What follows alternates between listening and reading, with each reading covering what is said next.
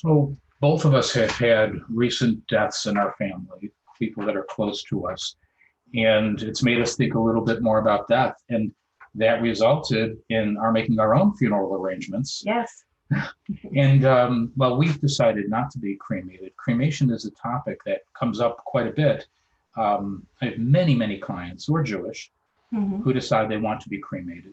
Mm-hmm. Some of them, though, feel a little guilty because they've been told that that's not a Jewish thing to do. What is your feeling about that? What does Jewish law or our Reform Judaism tell us about cremation? Well, it's a difficult topic because there are, of course, many different interpretations and beliefs about this in terms of Reform Judaism. Traditional Judaism, Orthodoxy, is very clear that they do not do cremation. And the reason is that there is a belief in physical resurrection, that eventually that we will all be resurrected and actually have use of our bodies again, our physical bodies. They even go so far as to save limbs if they have to have surgery where something is removed. They keep it so that they can actually bury it along with the person when the time comes. But Is that hold true for modern Orthodox? yeah, all Orthodox. Yeah, yeah. So in terms of conservative, Reform, and Reconstructionist Jews, there's a variety of opinions. So if you observe by that tradition, then burial would be the only option. But for those who believe that there are other options and that the soul does not necessarily need the body again later on, that we don't have use of our physical selves, and that we can actually therefore do what we wish with our own remains and what we decide. So some Jews are buried in a crypt or a mausoleum where they're above ground. This is again non-Orthodox.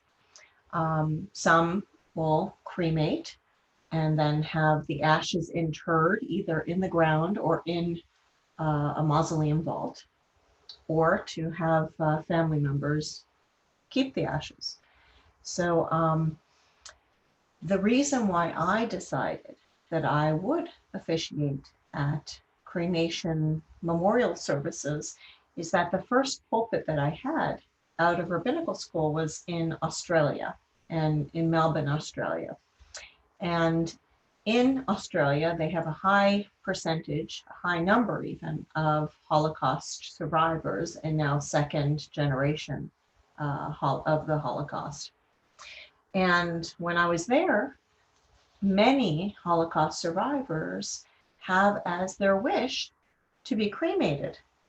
And this was actually astonishing to me because one of the reasons that I had learned, besides the fact that I just mentioned, that of the Orthodox belief in physical resurrection, there was also this belief post-Holocaust that this was a horrible thing that was done to us, and that we can't do that again. Burning our bodies. Yeah, that we were cremated, against our will in terms of our murder, the murder of so many, 6 million Jews. So, but these Holocaust survivors actually decided that they wanted to go the same way that their family members had gone.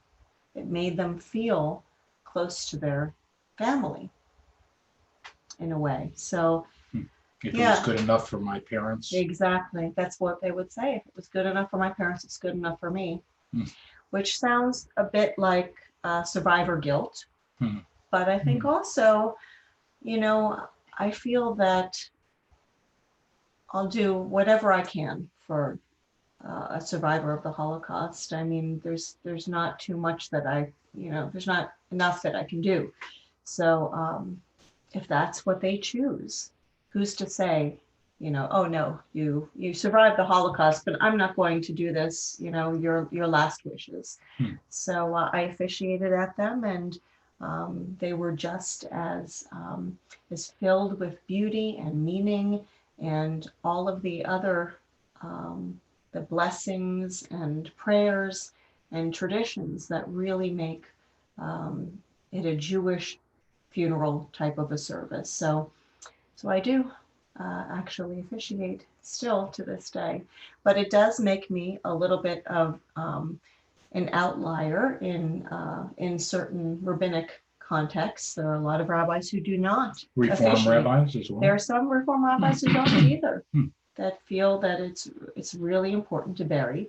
I will mention for those who are listening who are in South Florida, that the South Florida Jewish Cemetery, which is the newest Jewish cemetery, was created in part because the mostly Orthodox rabbinate felt that they wanted to have a place that people could have low cost, affordable burial so that people are not choosing cremation just for financial reasons, because cremation is a lot less expensive than a traditional burial.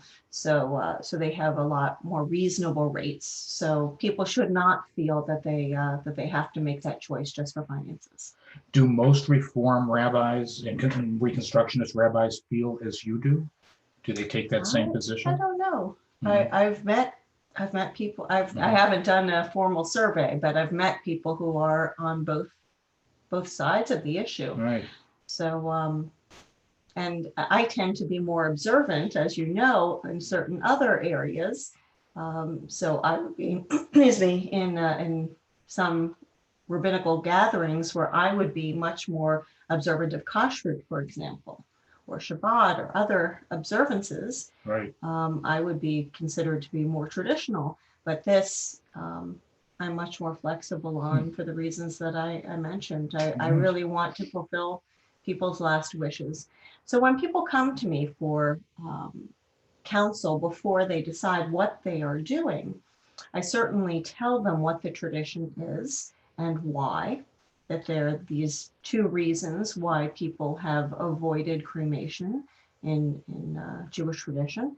And I also explain why I do it and say that if that's their wish, that I will. And what is So- this ashes to ashes, dust to dust that you hear? Well, yes. Well, ashes to ashes and dust to dust is actually an idea that it naturally happens, that we have a pine box. Mhm. Traditionally, there's even a hole in the bottom of the pine box so that the body's decomposition, I guess you would call it, decomposing, will happen as quickly and as naturally as possible.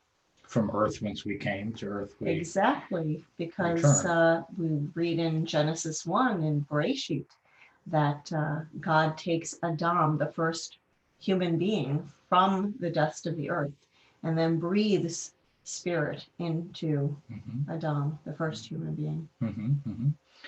Okay, well, thank you. Is there anything else that you think folks should know about cremation and Judaism? No, but I just I find it interesting that wherever I go around the world, and I have been, as you know, I have been an itinerant rabbi before my kids, and I did get to see different people's rituals.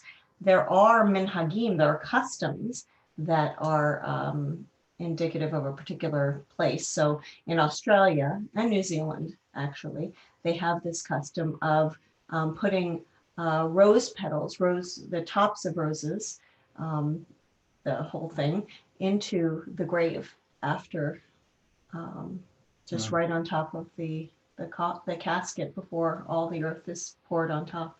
Ah, okay. So Very nice. Yeah. Well, thank you very much. Thank you.